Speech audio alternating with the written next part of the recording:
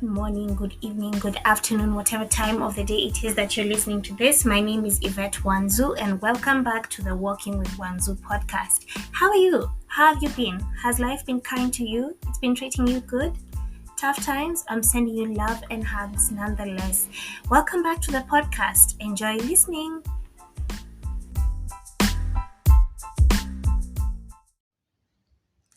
Hi guys, how are you? Welcome back to the podcast. This is May. The year is going by so fast. Was it not just yesterday that it was January? Now it's May. And then before you know it, it's June. And now we're recapping the first half of the year. Honestly, there's so much that I want to get done. There's so many things that I had planned to do this year. And I feel a bit, I feel like I'm lagging behind Kidogo, but all in God's time. So all those what are they called, resolutions and plans and all those things that I was hoping to accomplish this year, I'm still feeling pretty hopeful and working towards them, and I hope you feel the same way as well. Now, May is Mental Health Awareness Month, and I don't think that I can go by this month just ignoring that fact. The heart of what this podcast is about is generally wellness, just general wellness, being well with your body, your mind, because especially as a fully functioning adult, you need your mind to function at optimum. So you want to be in a good headspace, you want to be hopeful, you want to be peaceful, you want to be in sync, and then everything else that you do in life or whatever role that you assume just flows. So for a moment, let me just pause for a moment and ask you, how are you? How are you really? How is your heart? How is your mind? How is your body? Are you in a season where you're going through a lot of reflection? Are you in a difficult season? Are you in a happy season? And if you are, good for you. Happiness looks good on you. I'm happy for you. Love that for you. Are you in a space where you're feeling hopeful? Are you in a space where you're a bit confused and you're trying to figure out what is what and what is not what? What kind of space are you in? Whatever it is that you're going through, I just want you to know that one of the greatest assets that you have is your mind. So you want your mind and your heart to be in a space where you're still, you're happy, and you're peaceful. And what the only way to achieve that is to work towards wellness, and not wellness just for the people around you. So you can be known as that zen and happy babe or guy. You want to be well just so you can live a happy life. You only live life once. What if you come back and you're an ant now? Or if you could come back and you're a cockroach. So you only get this one life and you want to live it and live it well. Mental health is something that we really shy away from. But it's also a conversation that has often been misused. We've had cases of people being misinformed, misdiagnosing themselves or being misdiagnosed by other people. But we cannot shy away from the fact that we are in a season where people are pretty woke, but we are also in a space and living in an age, a time where people are trying to seek out information and sift what works for them and what doesn't. But also life at the same time is getting a bit hard, right? We're talking inflation, we are talking technology, and so it's just generally the way life is right now and the way and how fast paced it is.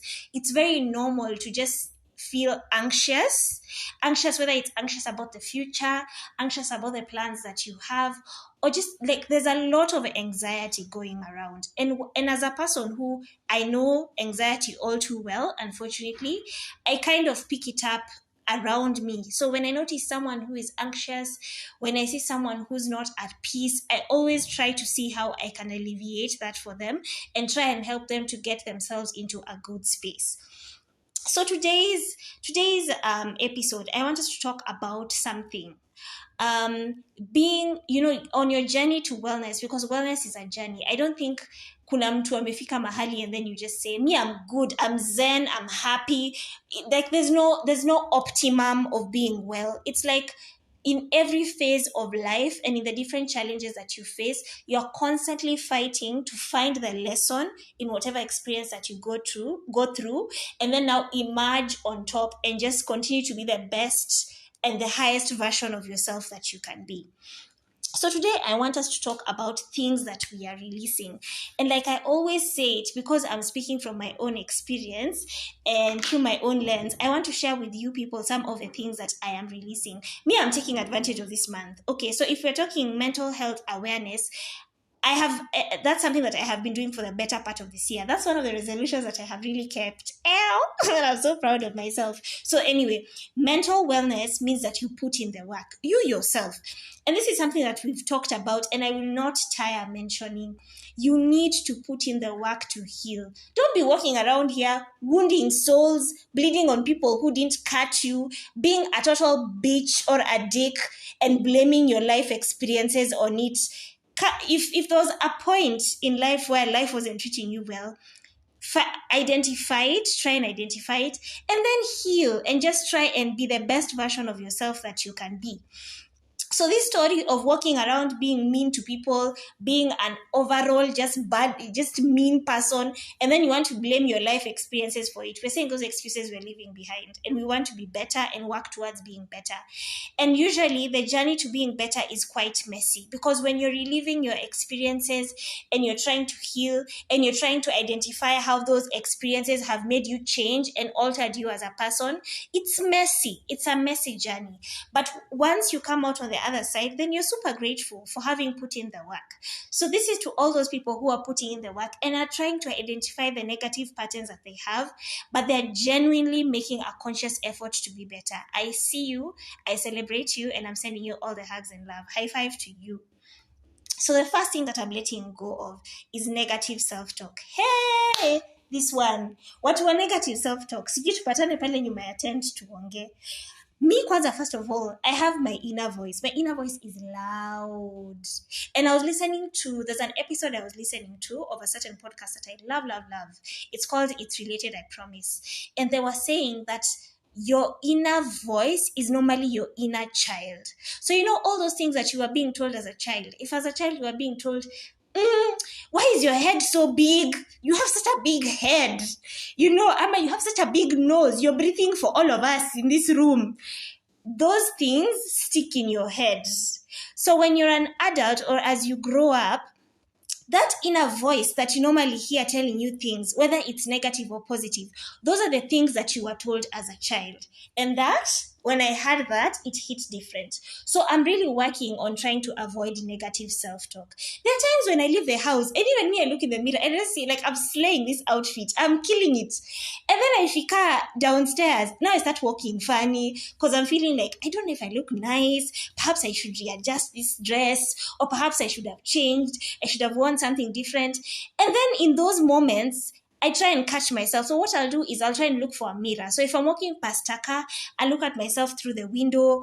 Or if I'm walking past a building with a lot of glass, then I look at myself. And most of the time, I'm just banging. I'm looking hot. But I'm just here thinking, oh, this is too short. Sijui, I have hockey stick legs. Sijui, perhaps I'm too tiny. And you know, in society right now, we are really glorifying thick and curvy women. So as slender babes, we are really going through it. So one thing that I'm really putting behind is negative self-talk. I want to learn to appreciate myself. I want to learn to appreciate the body that I am in.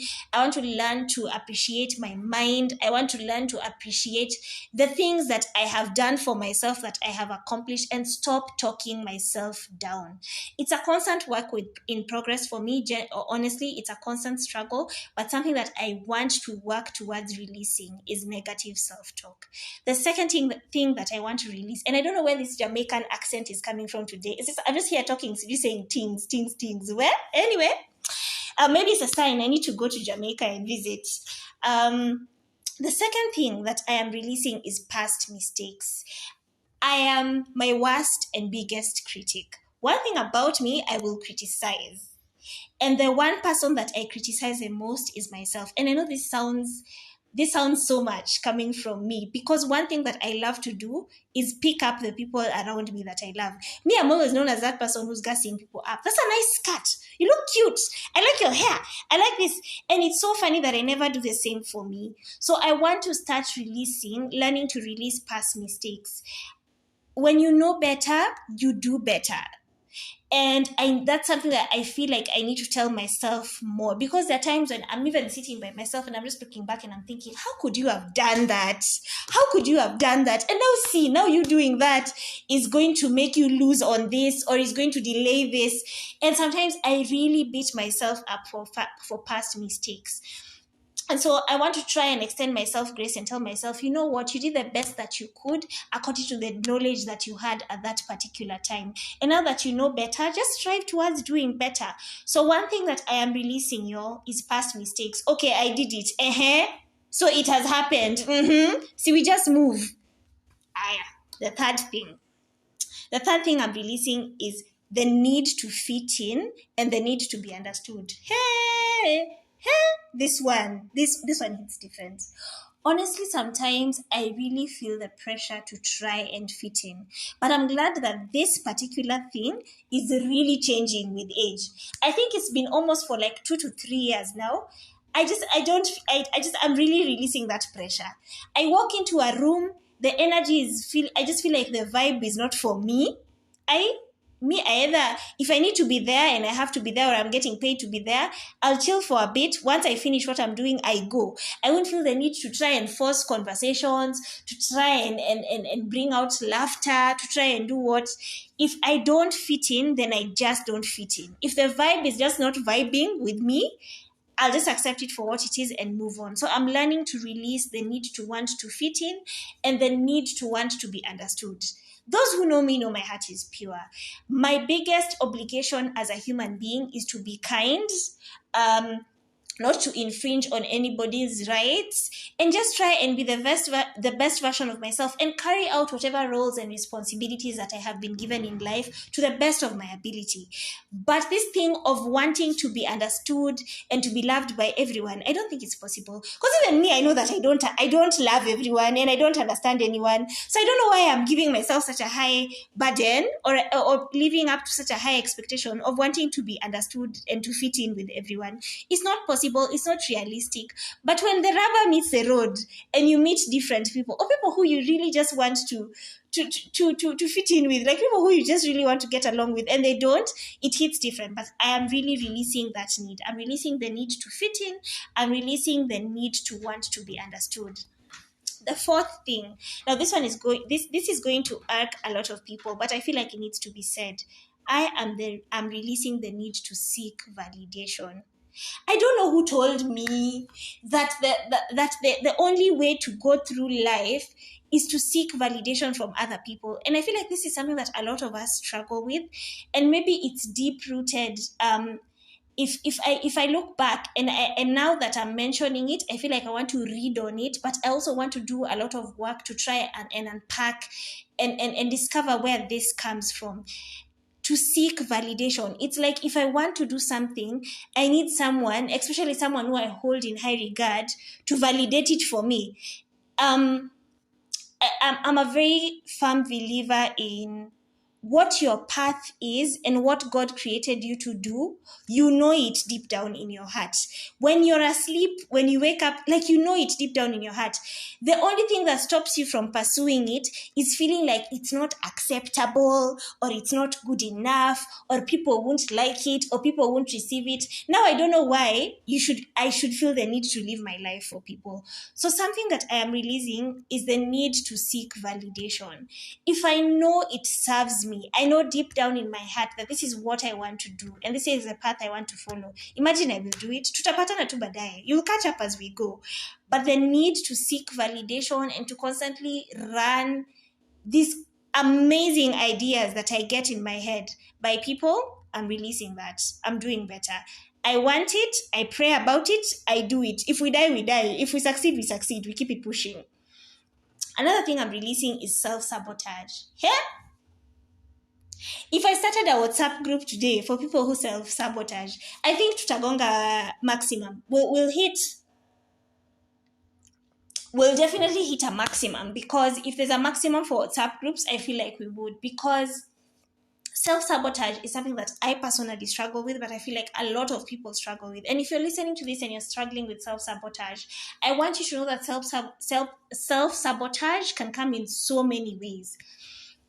the main one that I know is when you're given a task, or when there's something that you need to do that will add so much value to you, or maybe there's something that you've really been wanting to do and you get that particular opportunity, but you keep procrastinating. Procrastinating is a form of self-sabotage. Another thing that can make you self-sabotage is when you don't feel like you deserve good things. Like you don't, you have like low self-esteem, or you don't feel deserving of good things, or you don't believe in yourself, or think that you're able to accomplish and do beyond, way and above. And as a believer, a firm believer in Christ, the Bible says that you can do exceedingly abundantly beyond anything.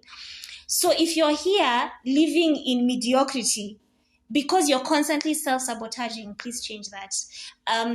Self-sabotage can deny you a lot of good things in life. It can deny you a good job. It can deny you success. It can deny you good relationships. If you land a good relationship, someone who loves you, who values you, and you're used to chaos, then you'll find the tendency to want to just bring havoc and bring chaos in the relationship, picking fights for no reason, bringing a lot of turbulence for no reason. So one of the things that I am genuinely working on releasing is self-sabotage. I want to do better. I want to believe that I can accomplish so much, that I can do amazing things if only I allow myself to tap into my greatness, because we are all great. I mean, the degree and the kind of greatness that you can achieve is unique to everybody, but in our own special ways, we are all great. Look at the sky. Every star is there and it's just shining, doing its own thing. Everybody has an opportunity to shine. And you being the best and the highest version of yourself doesn't deny the person next to you the ability to be able to shine and be great at whatever gifts or talents they are. So you playing small and constantly self-sabotaging doesn't help anybody. So I'm releasing self-sabotage. I think I could go on and on about self-sabotage, but we kind of get it. So the last thing that I am releasing, actually the second last thing, is playing small. And I think I preempted it in my last point. There are times when I have found I walk into a room and I'm just excusing myself and whispering through the room, "Oh my God, how are you guys? Me, don't mind me. I'm here. I'm just a fly on the wall. I just want to learn from everyone." It's like you're so sorry to be there. It's like I feel like having this false sense of humility and playing small is going to make me likable. We don't serve anybody by playing small. If anything, you're doing the world a disservice, because now God has given you all this greatness to share with everybody else, but you're here acting small, playing small, trying to be insignificant, trying not to be seen. I don't think it works for everybody. And don't get me wrong, I'm not saying now go into spaces and overexert yourself and do the most. No, but be confident. I look forward to, and I'm working towards being in a space where I feel like I am deserving and worthy of the things that I get. And I stop playing small. So if someone identifies something that they know I can do and I can do it well, then I will own it. I'll own my knowledge in that particular space. I'll own the fact that I can do something and do it well. And just live as the best version of myself. Playing small is something that I really, really struggle with. And because I think I had it well, sometimes I'm able to get away with things, but I really want to change that. I think playing small and constantly having self-doubt has denied me a lot of opportunities, and I genuinely want to release that. So the last thing that I'm releasing is past relationships that no longer serve me. Hey, some of us, this ex that you dated in 2002, you're still carrying that baggage into your relationship in 2023. Hey, Josephine, utapona lini? Please release it. You need to release it. And this is also for the men. I know the men out here who are always walking saying, my ex-wife, my ex-girlfriend did, even my girlfriend, she did. You know what? That's your ex. Okay? Now you have your current, and your current is awesome. And you know one more thing that's even better is that your current flame is not your ex. They're gone. Now you have a current flame. please live life in the now. There are people who are in jobs and you're just here doing a bad job because your former boss was bad. Now you want to bring that bad energy, talking about bosses are mean, bosses are not good, they underpay people, bosses don't understand us, because your previous boss was a bad person. God has blessed you with this one job that you are praying for, and you want to come here and do bad work and bring your bad attitude here because of your past boss. That's not, I'm really releasing that. I'm releasing past relationships that no longer serve me, whether they were work relationships, whether they were romantic relationships, whether they were friendships, whether it's even relationships with my family. Okay, it happened, all right? I was hurt. Now that I look back in retrospect, I can see the lesson. I'm moving on. I really want to try and shed off the baggage from past relationships. And I know I'm really shouting, okay? And I want to tell this to the people at the back of the room. Please, even me as I work on doing it, please release past relationships that no longer serve you. And I dare say, even past marriages. You are in your first marriage, it did not work. Now you're in your second marriage, you could even be in your fourth and third or fifth, because here we support growth. If the fifth one doesn't work out, try the sixth one. Maybe you'll get it on your 10th marriage, you'll get it right. And we'll still be here celebrating with you. But don't carry all that baggage and bring it into your current life. I don't think it's worth it. It doesn't serve you. It doesn't serve your current partner. It doesn't serve people around you. Release it. If you need to give yourself closure, because some people wrong you. Let's have a come to Jesus moment. Some people normally wrong you and they will never ask you for forgiveness for what they did. But now you want to carry all those wrongs from 10 years ago into life now. Now you're glowing, you are happier, you're even prettier, you even have more money, but you're still sad because you're carrying things that people did to you 10 years ago.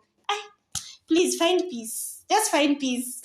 Let it go. If you need to have a conversation with people, have those conversations. If you need to go for counseling, if you need to go for therapy, if you need to go for, there's even this therapy that I had for breaking things. You just buy like cups and dishes, and then you go somewhere and just break them. It's an aggression exercise. It's so good. It gives you so much release. Do what you need to do to heal. And as you move forward and try and be a better person and be at peace with yourself, get relationships that serve you and release whatever baggage or pain that you had from past relationships. And if that's something that you need to address, especially if it's a romantic relationship, please address it with your current partner. Tell them, during this such and such a time, this happened and this is how it affected me, and I'm really trying to believe that because you and I are building something new, it's not going to repeat itself, but this is a trigger for me. So as I work on trying to heal from it, how can you support me so that I don't carry that into our current relationship?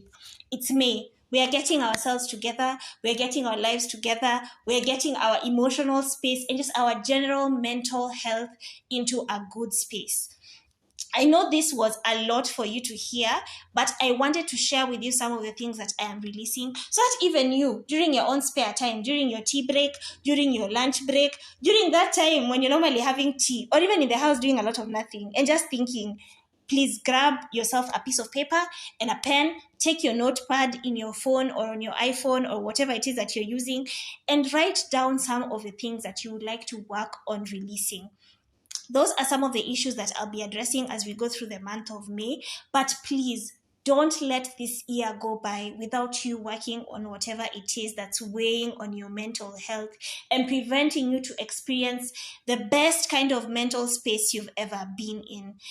A journey of 1,000 miles begins with a single step, and a single step in the right direction is always progress. Tiptoe if you must. Just make the first step. And it's messy, it's murky, it's painful, but once you get on the other side, it'll all be worth it. As you start the new week, I'm sending you so much love and light. Thank you for all the feedback that I have been getting. I don't take it for granted. I really, really, really appreciate it.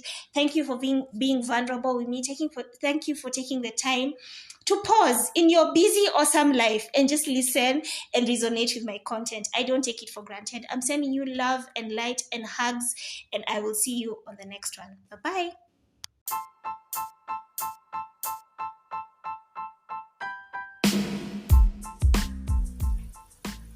Thank you so much for listening to today's episode and being part of my journey. I would love to hear from you. Find me on Instagram at Yvette Wanzu. Find me on Gmail at tewanzu@gmail.com. Feel free to write to me so that we can interact and get to know each other a little bit better. Thank you so much for being part of my journey and for walking with me and doing this thing called life with me. See, we just do life together. Ama, have a good one. Sending you love and light, and I will see you on the next one. Bye.